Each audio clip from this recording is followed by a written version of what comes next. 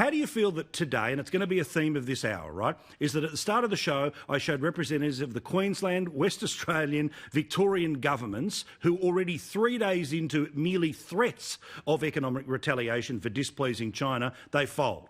Labor already, Penny Wong, we must manage the relationship. We all know what that's code for. Lie back and take it.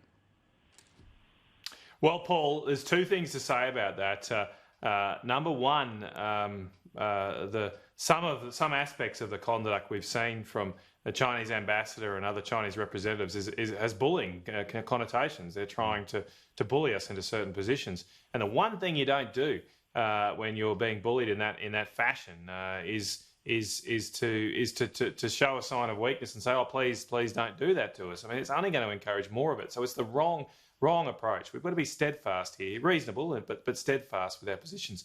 The other thing to ask these people that have these positions is, what do you want to change? What are you actually talking about? Do you think we should change our position on the coronavirus inquiry? Should we not support free navigation in the South China Sea? Should we just simply turn a blind eye to the treatment of Uyghurs in China? What exactly should be done? Because that's not clear. I don't think anything the Australian government done is wrong. Their positions aren't wrong. Their positions are right on these issues. They've expressed them in a diplomatic and reasonable way.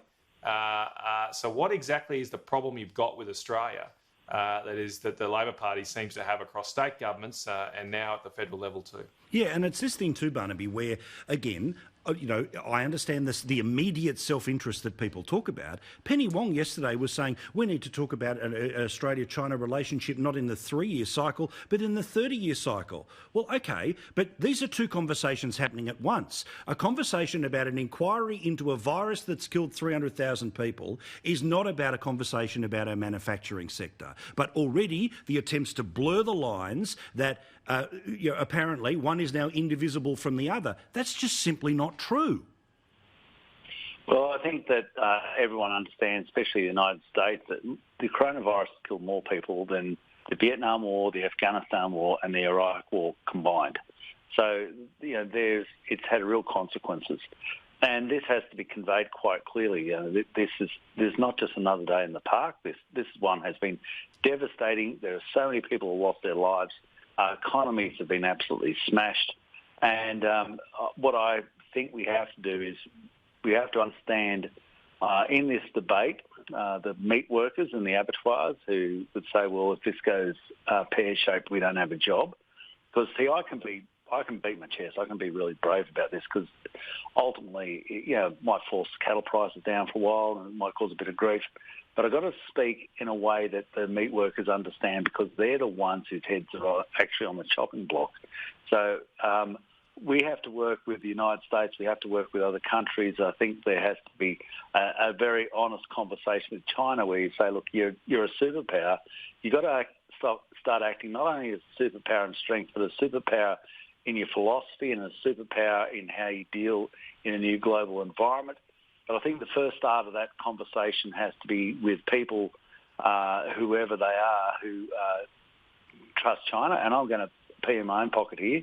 I had a long-term, very good relationship with Han Chang-fu, who's the Ag Minister. We had the biggest increase in trade to China in the history of our nation. If I had a problem, and I did get them from time to time, I always made sure my conversation was with him one-on-one to try and sort it out as much as we possibly could behind the scenes. Look, my brother-in-law was Chinese. He's dead now. My sister-in-law is Chinese. They're import-exporters into China. Yet I agree with Matt Canavan 100%. If you start stepping down to someone who's bullying you, then get ready to be pushed all around the playground. In this one, we have to realise that China doesn't really care what happens in Australia. It's irrelevant. We're 3/5 to 5/8 of nothing. We care. They don't. Therefore, we have to work in this space with other parties such as the United States, such as the EU. We have to make sure that we don't start dancing with the elephants because the elephant's going to squash us. We've got to work really closely with the United States and other people like that because they're the ones who have huge effect on what happens in China, not Australia.